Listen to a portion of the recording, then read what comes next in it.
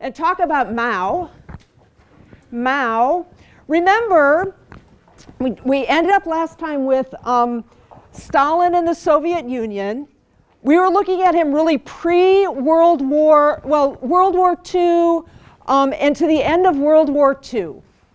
And if you know anything about the history of Mao, he became a revolutionary at a very young age. Okay, this is the key slide, epic slide.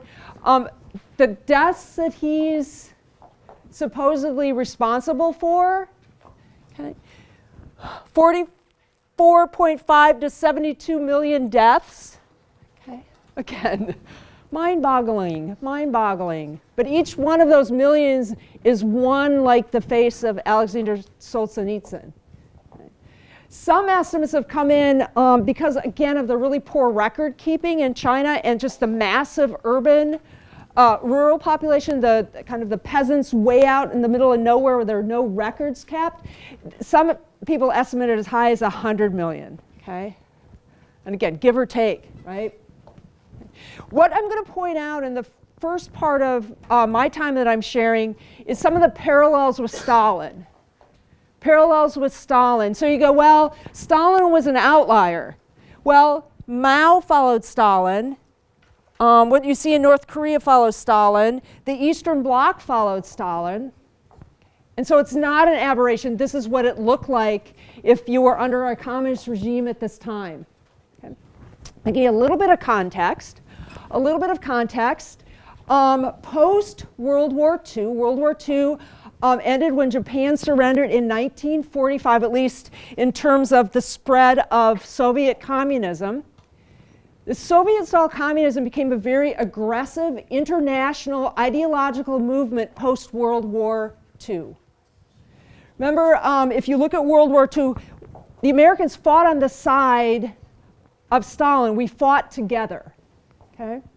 And so after the war, if you're familiar with kind of in the aftermath, the treaties, what happened after, there was a split that was established between the Free West and communist nations, basically Russia, the Soviet Union.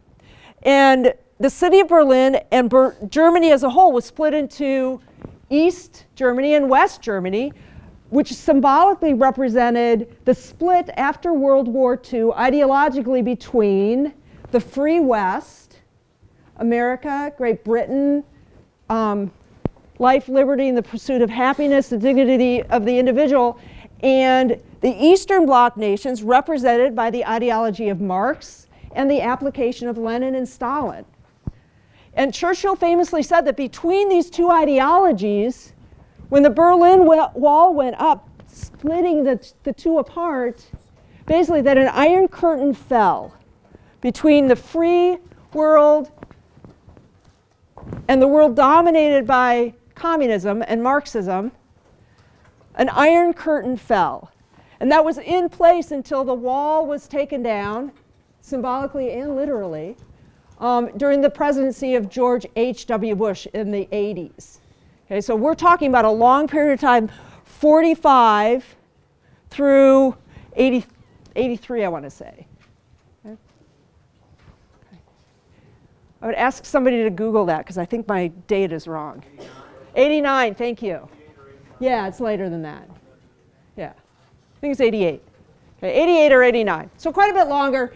The first thing that happened is you see the nations bordering right on Russia, the Eastern Bloc nations coming under the communist gambit, an aggressive international ideological movement. Stalin was the head, so you can see moving to the east or moving to the west of Russia. And then moving to the east, captured in this gambit, captured in this ideological movement, was China. Okay. And Mao, if you're familiar with him, modeled, in fact, if you look at this picture, there's Stalin in the front, and just to his left is Chairman Mao Zedong. Okay, visiting, I think it's a celebration of a birthday of Stalin, some type of anniversary. Here's a picture of propaganda from China, okay, showing solidarity with what was going on in Stalinist Russia, the Soviet Union. Okay? So I want you to be able to see these are parallels, and in a lot of ways they're very similar in terms of how the ideology was put into place. Okay. A little bit of background on Mao. Born in, let me get my notes here, 1893. He was born to a peasant family that became very prosperous. So he was a member of the rural peasant class. At age 13, Mao finished his primary education, and his father united him in an arranged marriage to a 17-year-old girl. Thereby uniting their landowning families. Mao wanted nothing to do with it. He wanted to go off to college. He completely dishonored his future wife. She died in 1910. She didn't live very long. And from that, he became a very fierce critic of arranged marriage and of the whole structure around him. 1920, 1921, he was at university in Beijing, attended a revolutionary rally, and that's when he became an active member in Marxist revolutionary politics in China. I think, well, 1920. So he was a revolutionary as a very young man. There you see him.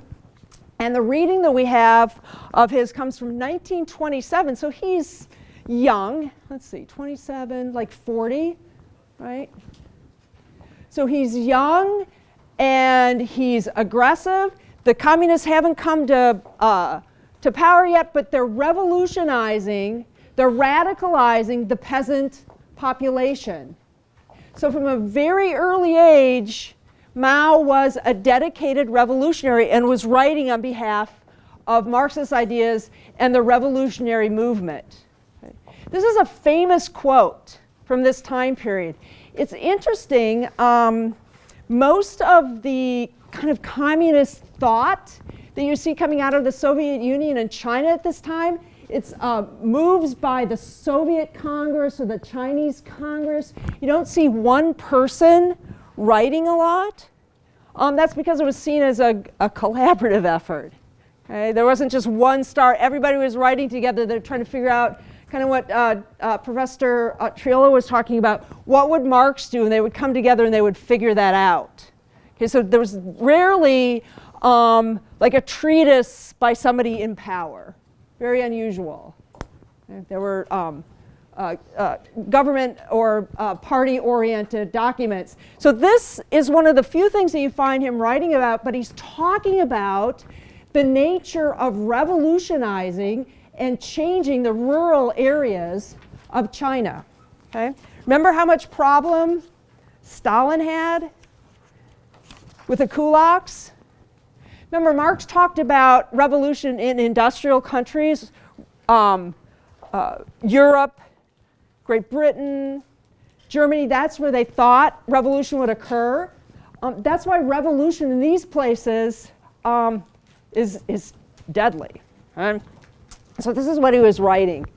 And he's talking about whether or not the policy to radicalize the peasants, give them something called the people's courts, and let them administer law and justice over those neighbors, other peasants who wouldn't give up their farms, who refused to collectivize. And so that power was put in the hands of peasant trials, people's courts. And the question that came up in 1927, is this too far? Are they doing too much? Is it too radical a move? And that's what Mao is addressing in that short reading that I gave you. And he reminds the revolutionaries around him who are concerned about maybe they're taking revolution too far, maybe they had sympathy for peasants who didn't want to give up their land. And this is what he reminds them. A revolution is not a dinner party, or writing an essay, or painting a picture, or doing embroidery. It cannot be refined, so leisurely and gentle, so temperate, kind, and courteous, restrained, and magnanimous. Okay. It's not those things. A revolution is an insurrection, an action of violence by which one class overthrows another. To put it bluntly, it is necessary to create terror for a while in every rural area. So the question is asked, are they going too far? Is it too much? And he says, no, it's revolution. It's a moral imperative that we abolish private property to bring about revolution. And there's a picture of the Revolutionary People's Courts.